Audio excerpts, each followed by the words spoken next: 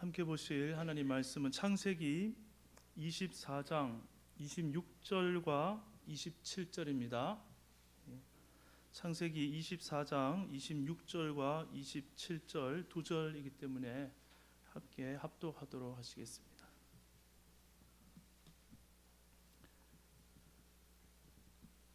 네, 24장 26절과 27절입니다. 이에 그 사람이 먹이를 숙여 여호와께 경배하고 이르되 나의 주인 아브라함의 하나님 여호와를 찬송하나이다.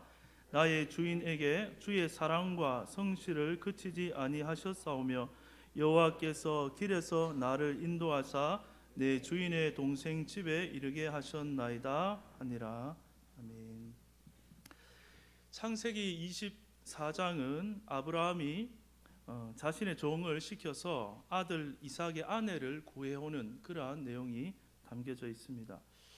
아브라함은 뒤에 25장에 보면 이제 죽음으로써 성경에서 그 내용을 끝내게 되는데, 아브라함의 죽기 전에 마지막 그의 삶의 이 기록으로 오늘 많은 일들이 있을 텐데 왜 이 며느리를 구하는 내용을 기록했을까? 그런 의문을 가지고 한번 연구하며 본문을 살펴보았습니다. 물론 아들을 장가 보내는 일, 인생 중에서 굉장히 중요한 일입니다. 신중해야 하는 일입니다. 그러나 단지 그 이유만으로 선택적으로 기록된 것은 아닐 것입니다. 아브라함이 이 일을 행해 나가는 과정을 보면 이제 아브라함이 얼마나 믿음에 있어서 깊어지고 견고해지고 성숙해졌는가를 이 24장을 읽어보면 알 수가 있습니다. 한치의 흔들림도 없는 견고한 믿음의 모습을 보게 되는 것이죠. 그리고 하나님께서 아브라함을 처음 부르실 때에 무엇이 되게 한다고 하셨습니까? 복의 근원이 되게 하셨다고 했는데, 이제는 그의 모든 삶이 참으로 복되다라는 것을 그의 노년의 삶을 통해 보여주는 것입니다. 읽지는 않았지만 우선 1절을 한번 같이 보시도록 하겠습니다. 제가 읽겠습니다. 24장 1절입니다. 아브라함이 나이가 많아 늙었고 여호와께서 그에게 범사에 복을 주셨더라. 여기 말씀에 보면 아브라함이 나이가 많아 늙었다라는 앞의 말과 뒤에 범사에 복을 주셨다라는 말 사이에 연관 관계가 있지 않을까 그렇게 생각됩니다. 인생의 많은 믿음의 연단과 시험을 통과하여서 이제 몸은 비록 늙었지만 그의 신앙은 더더욱 견고해졌다는 것을 생각하게 됩니다. 그러니까 이제는 그 견고한 믿음 안에 서 있으니까 하나님께서 모든 범사에 아브라함의 삶에 복이 임한다라고 말씀을 하고 있는 것이죠. 여러분의 믿음도 갈수록 더 견고해지고 또 범사에 하나님의 복이 임하는 모든 복된 남은 인생이 되기를 주님의 이름으로 축복합니다. 아브라함은 이제 이 일을 행하기 위해서 2절에 보시면 자신의 가장 신뢰하는 종을 부릅니다. 2절입니다. 아브라함이 자기 집 모든 소유를 맡은 늙은 종에게 이르되 청하건대 내 허벅지 밑에 너의 손을 넣어라. 내가 너에게 하늘의 하나님 땅의 하나님이신 여호와를 가리켜 맹세하게 하노니 너는 내가 거주하는 이 지방 가나안 족속의 딸 중에서 내 아들을 위하여 아내를 택하지 말고 내 고향 내 족속에게로 가서 내 아들 이삭을 위하여 아내를 택하라. 이 당시 가나안 땅은 너무나 많이 타락되어 있었습니다. 그래서 아브라함은 이 아들 이삭의 아내를 하란 땅으로, 우리가 내려온 그 하란 땅으로 돌아가서 아내를 구하라고 종에게 명령합니다. 그런데 이 명령을 들은 종이 가만히 생각해 보니까, 아니 그곳에 가서 어떤 여자가 생전 모르는 이 나의 이 말을 듣고 자기 집을 떠나서 여기까지 시집을 오겠는가라는 생각이 들었겠죠. 그래서 종이 5절에서 뭐라고 얘기합니까? 5절입니다. 종이 이르되 여자가 나를 따라 이 땅으로 오려고 하지 아니하거든 내가 주인의 아들을 주인이 나오신 땅으로 인도하여 돌아가리까. 거기 가서 정말 괜찮은 며느리감을 발견했는데 여기로 안 온다고 하면 제가 당신의 아들 이삭을 데리고 그곳으로 가도 됩니까? 물어봅니다. 6절에서 아브라함은 그리하지 말아라고 말한 뒤에 그 그 이유를 7절과 8절에서 말해 주는데요. 이 7절과 8절의 그 대답 속에 아브라함의 굳건한 믿음이 담겨져 있는 것입니다.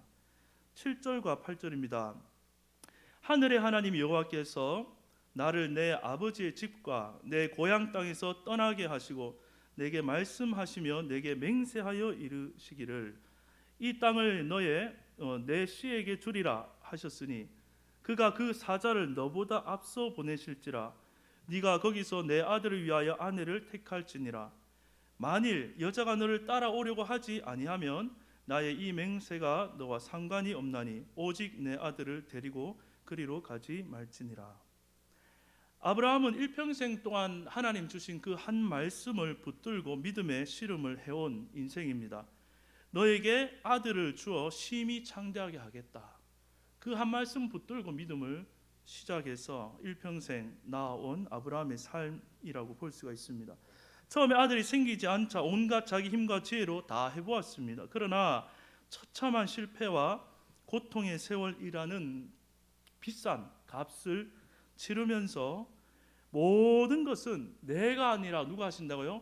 하나님이 다 하신다. 그 말씀을 주신 하나님이 다 이루신다 라는 아주 그냥 분명한 믿음, 체험을 통한 확고한 믿음을 갖게 된 것입니다. 이제 그 말씀대로 이삭을 얻었지만 아직 창대한 민족을 이루지는 않았습니다. 그 일이 이루어지려면 아들이 장가를 가야 되겠죠. 그리고 아들을 낳아야 됩니다. 그래서 며느리를 얻는 일은 더 중요한 일이 될 수밖에 없습니다. 그런데 이 일을 해나감에 있어서 분명한 원칙이 있고 그 선을 절대 넘지 않는다는 것을 아브라함은 보여주고 있는 것이죠. 종에게 말하기를 이 일은 하나님의 일이기 때문에 하나님께서 일하실 것이다 라고 말하는 것입니다. 그가 그 사자를 너보다 네가 가는 길보다 앞서 보내실지라 네가 거기서 내 아들을 위하여 아내를 택할 것이니라. 하나님께서 반드시 일하실 것이다. 믿음을 보여줍니다. 그리고 두 번째로 만약 예상한 대로 일이 안 풀려도 절대로 말씀의 선을 넘어가지 마라. 좋은 며느리감을 발견했는데 그녀가 여기로 오지 않으려고 한다면 내 아들을 장가 보내기 위해서 그리로 데려가지 말라는 것입니다.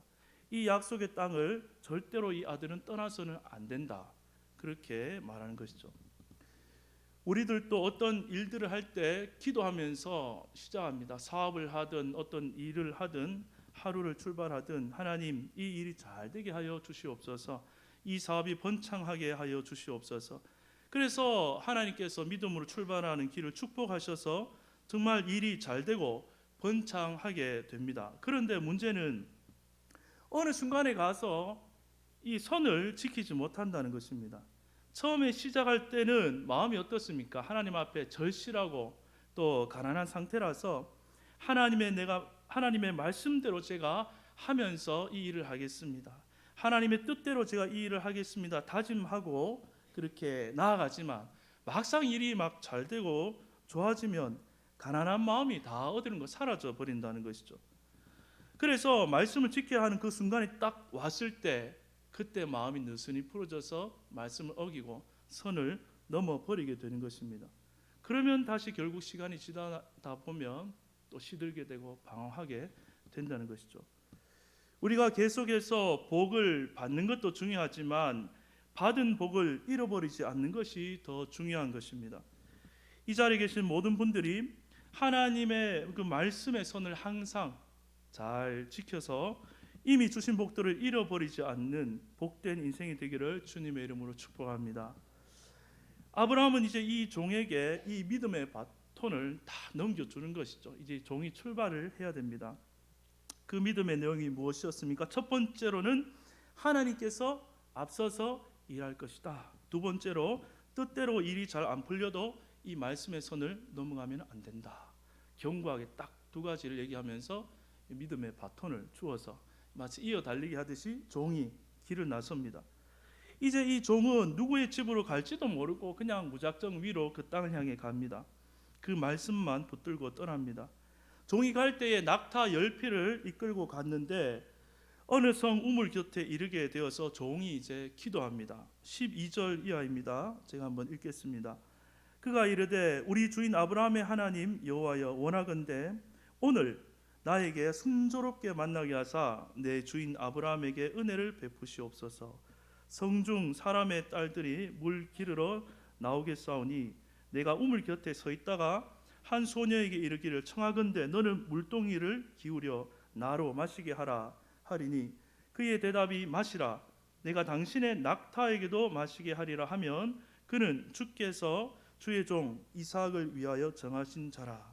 이로 말미암아 주께서 내 주인에게 은혜 베푸심을 내가 알겠나이다. 종이 너무나 구체적으로 기도했습니다. 구체적으로 이렇게 일이 일어나면 그녀인 줄 알겠습니다. 그런데 15절에 처음에 어떻게 시작합니까? 15절을 보실까요? 말을 마치기도 전에 이렇게 나옵니다. 말을 마치기도 전에 기도 응답이 기도가 끝나기도 전에 응답이 되었다 이런 것입니다. 말을 마치기도 전에 한 소녀가 나타납니다. 그래서 기도했던 내용 그대로 마치 대사를 넣어준 것 같이 당신에게도 물을 마시고 당신 낙타에게도 물을 마시게 하겠습니다. 종이 깜짝 놀랍니다. 그래서 종이 그 자리에서 엎드려서 하나님을 찬양하고 어느 집의 딸인지 묻고 하나님께 경배를 올리게 됩니다. 그리고 오늘 우리가 읽었던 26절과 27절이 바로 그때의 경배하는 장면입니다. 26절에 이에 그 사람이 머리를 숙여 여호와께 경배하고 이르되 나의 주인 아브라함의 하나님 여호와를 찬송하나이다. 나의 주인에게 주의 사랑과 성실을 그치지 아니하셨사오며 여호와께서 길에서 나를 인도하사 내 주인의 동생 집에 이르게 하셨나이다. 종은 모르고 갔지만 하나님이 그 길을 인도하셔서 가장 정확한 곳 또 최상의 곳으로 이르게 하신 것입니다. 그런데 여기까지 했으면 끝난 것이 아닌 아직 여러 단계가 남아 있습니다. 끝난 것이 아니죠. 이제 그 집에 가서 집안의 허락을 먼저 받아야 됩니다. 오늘 내용 너무 잘 아시니까 긴장감이 별로 없으실 텐데 오늘은 이 본문을 잘 살펴보실 때 마치 처음 보는 장면처럼 종의 입장에서 한번 들으시면 긴장감을 가지시고 들으시면 더 좋을 것 같습니다. 그래서 집안 식구의 허락을 받으러 그녀를 따라서 갔습니다. 그래서 쭉 이런 얘기를 이제 자초지정을 다 얘기한 다음에 이제 물어봅니다. 아주 종이 조마조마하면서 묻습니다. 49절입니다. 이제 당신들이 인자함과 진실함으로 내 주인을 대접하려거든 내게 알게 해주시고 그렇지 아니할지라도 내게 알게 해주셔서 내가 우로든지 좌로든지 행하게 하소서. 이렇게 내가 데려갑니까 안 데려갑니까 묻습니다. 그렇게 아니할지라도 내게 알게 하셔서 나에게 행하게 하소서. 아브라함이 얘기했죠. 억지로 하지 말고 그렇게 하라 했기 때문에 그 뜻을 가족들이 물어봅니다. 지금까지는 너무나 좋은 상황이었지만 여기서 예스나 노냐 답을 기다릴 때 긴장감이 있을 것입니다. 노 그러면 바로 이제 아쉽지만 돌아가야 됩니다. 그런데 대답이 어떻습니까? 50절과 51절 어떤 대답이 나오는지 한번 제가 읽어보겠습니다. 라반과 부두엘이 대답하여 이르되 이 일이 여호와께로 말미암았으니 우리가 가부를 말할 수 없노라. 리브가가 당신 앞에 있으니 데리고 가서 여호와의 명령대로 그를 당신의 주인의 아들의 아내가 되게 하라. 이보다 더 좋은 대답이 있을 수가 없죠. 아마 할렐루야 이렇게 외쳤을지 모르겠습니다. 그래서 이 종은 그 자리에 바로 땅에 엎드려서 여호와께 경배하고 있습니다. 그런데 이 대답을 잘 살펴보면 이들의 마음을 누가 조종하셨을까요? 하나님이 주장하셨다는 것을 충분히 볼 수 있습니다. 이 일이 여호와께로 말미암았다라고 그들의 입으로 얘기합니다. 우리들도 이런저런 일을 하다 보면 내가 하는 일은 최선을 다하면 됩니다. 내게 맡겨진 일, 내가 할 수 있는 건 최선을 다하면 되는데 마음대로 안 되는 것이 무엇입니까? 다른 사람의 마음은 내가 조정할 수 없죠, 그렇죠? 상대방의 마음, 사람의 마음은 아무리 내가 노력한다고 되는 것이 아닙니다. 그런데 방법이 있습니다. 방법이 무엇일까요? 하나님께 기도하는 것입니다. 하나님께서 그 기도를 들으시고 그것이 합당하고 또 하나님 뜻에 맞으면 사람의 마음까지도 하나님이 주장하셔서 하나님의 일이 이루어지게 하신다는 것이죠. 올 한 해 여러분의 하시는 모든 일들 가운데 간절히 기도함으로 나아가서 이러한 놀라운 하나님의 도움의 손길을 경험하는 모든 일들이 되기를 주님의 이름으로 축복합니다. 이제 가족의 멋진 허락에 이제 탁 대답을 들었습니다. 그런데 아직 마지막 넘어야 할 문턱이 남아 있습니다. 이제 리브가 본인이 가기를 원해야 되는 것이죠. 리브가의 입장에서는 한번 생각해 보십시오. 갑자기 어떤 우물가에 한 아저씨가 나타나서 얘기하는 내용이 너무나 갑작스러운 것이죠. 남편이 될 사람이 함께 와서 얼굴을 본 것도 아니고 처음 본 이 사람의 말만 믿고 그 길을 따라가겠다라고 이렇게 결정을, 그녀가 아마 나이도 그렇게 많지 않을 텐데 쉬운 결정이 아닌 것이죠. 그러나 종의 마음은 막 달려가고 있습니다. 자제하고 있지만 이 종은 빨리 떠나기를 원했습니다. 그래서 리브가를 데려가겠다는 요청에 가족들은 제안하기는 한 열흘 정도 그래도 우리랑 있다가 보내주겠다. 근데 아니다, 빨리 가겠다 하니까 그러면 리브가를 불러서 본인이 결정한 대로 하자 하고 또 직접 물어보게 됩니다. 역시 우리는 결론을 이미 알고 있어서 전혀 긴장감이 없겠지만 이 종의 입장에서 한번 더 상상해 보시기 바랍니다. 58절입니다. 리브가를 불러 그에게 이르되 네가 이 사람들과 함께 가려느냐? 그가 대답하되 가겠나이다.